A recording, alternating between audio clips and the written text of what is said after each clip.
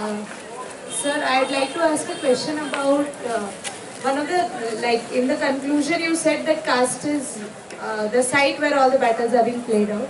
So one thing about understanding caste itself, or like you said, understanding the possibility of the category of Dalit, uh, what we have seen is some kind of a binaristic understanding of the Brahmin and the Dalit, even in conceptualization of Dalit, or in the sense, for example, something very understudied, understudied issue would be relationship between Bahujan women and Dalit women. Is something which is deeply understudied. So similarly, the idea of defining this conceptual category of a Dalit, is it always counterposed with what is Brahminical? Or, and another thing, yeah, so I don't know if the point was put across. When you were saying about knowledge production, for example, counter knowledge production, against what? And what about, is there some kind of a binary in our heads when, in the way the studies have been done?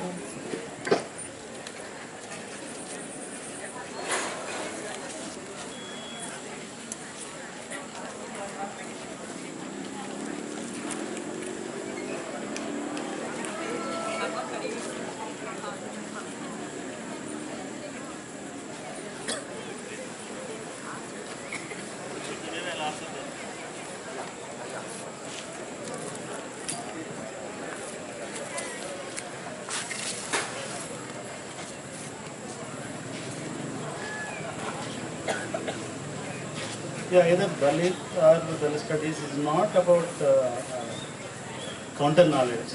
I think I've used the term alternative knowledge.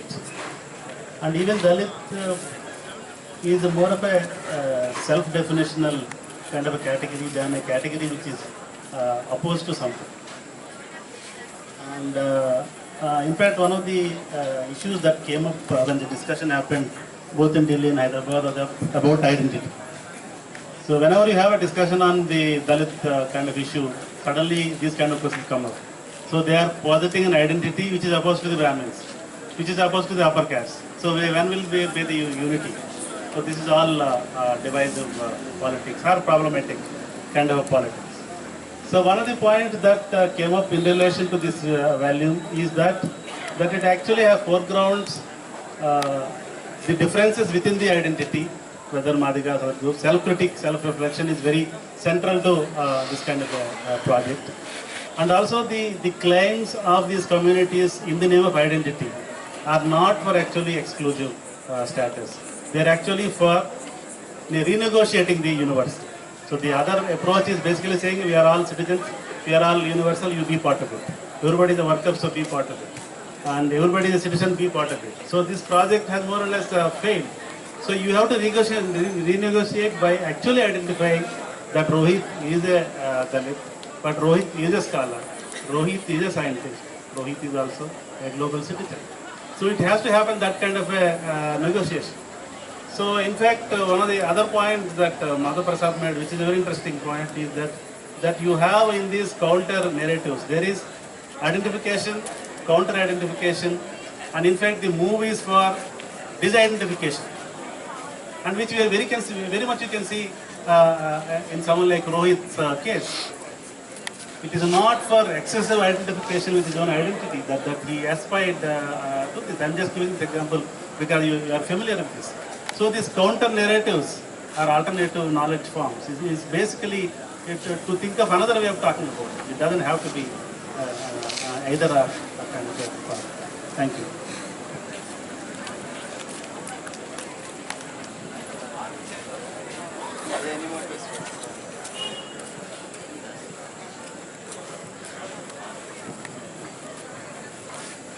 Sir, I was there when this book inauguration was there and happened in Delhi, Contact Center. Just I would like to ask one question, sir. Just I would like to ask one question that Dalit youth as a category, is there any reflection on how the Dalit youth as a category Dalit studies reflects, that is one thing. And the second thing is that the recent incidents, let us say Dalit boy and an OBC girl, or an OBC boy or an Dalit girl. There is a number of incidents in Tamil Nadu, in Andhra Pradesh, in Telangana, and across India. This phenomena is growing. If Dalit studies is taking serious about the intercaste youth love affair and study, that focus on that, because a lot of people are getting killed. Can we reflect on this?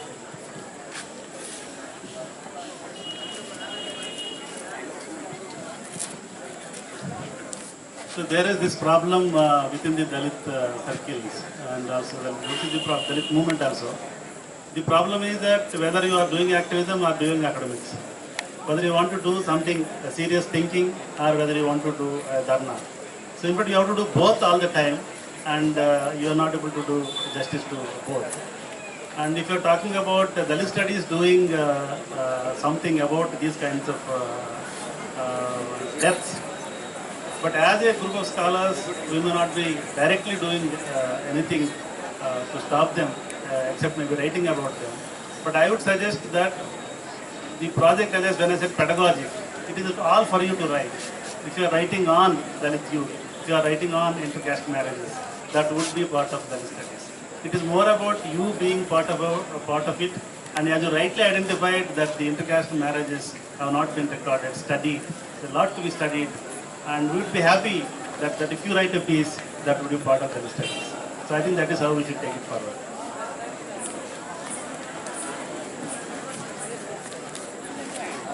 Yeah. Sir, I have a question. Finally, yeah. But the university called rain.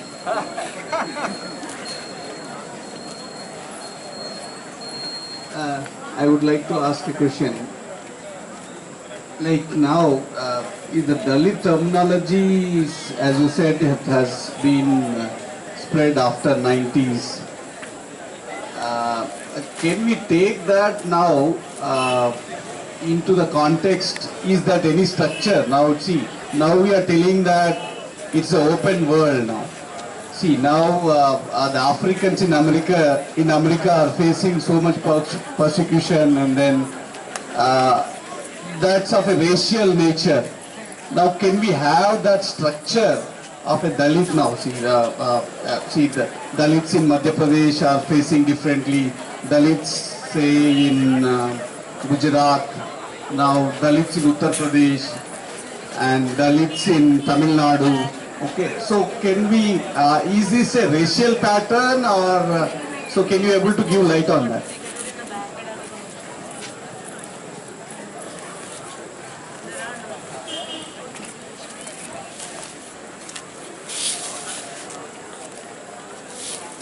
I think I have already said that Dalit is not an empirical kind of category based not even on caste identity.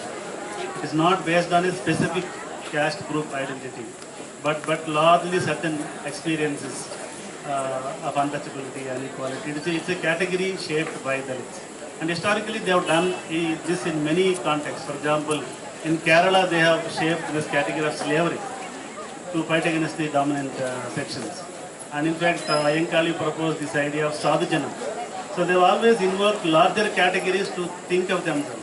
So Dalit is one such kind of a category. In fact, Telangana Adi Hindu is also another kind of a claim to broader categories, which recognizes caste inequality, but also it's much bigger than just caste identity. It is something that really mobilizes diverse communities to come under that sign.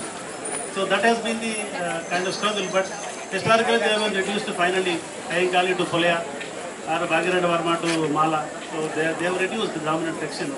But the larger claim to universal kind of identities are very important, which are based on certain general democratic principles, not simply caste identity. I think that's how we should think of this.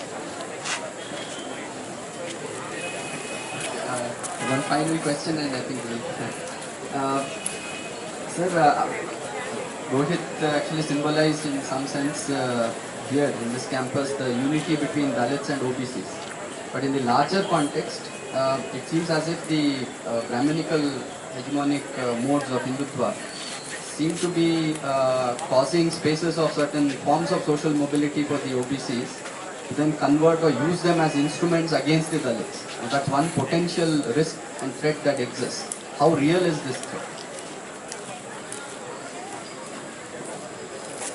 No, this is very real, not only OBCs and Dalits, but among the Dalits also. If you are emphasizing a unified Dalit community, they emphasize subcaste differences. They recognize, in fact, they have this, I think, the larger the project of the IRC is in terms of co-opting the leaders, co-opting certain individuals, co-opting certain caste leaders, and then create kind of tensions between different communities. Whether that works or not, but they do it with the OBCs, and they also kind of actively do it with Dalits also. A lot of individual single communities, among them marginalized deprived communities, leaders, they will pick up and they will give them. If you look at recent cabinet reshuffle, there are a lot of Dalits included. And Dalits of a particular kind, from a particular kind of background. So this has been their strategy. They will definitely do it, but we also have to think of how to counter that. They will definitely do this, the OBC thing. And among the Dalits also, certainly, they will divide on caste lines.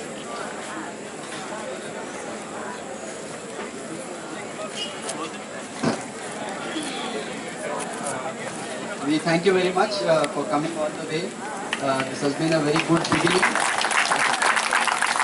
So I hope this open academic space keeps on expanding until it occupies the entire university and beyond. Thank you very much.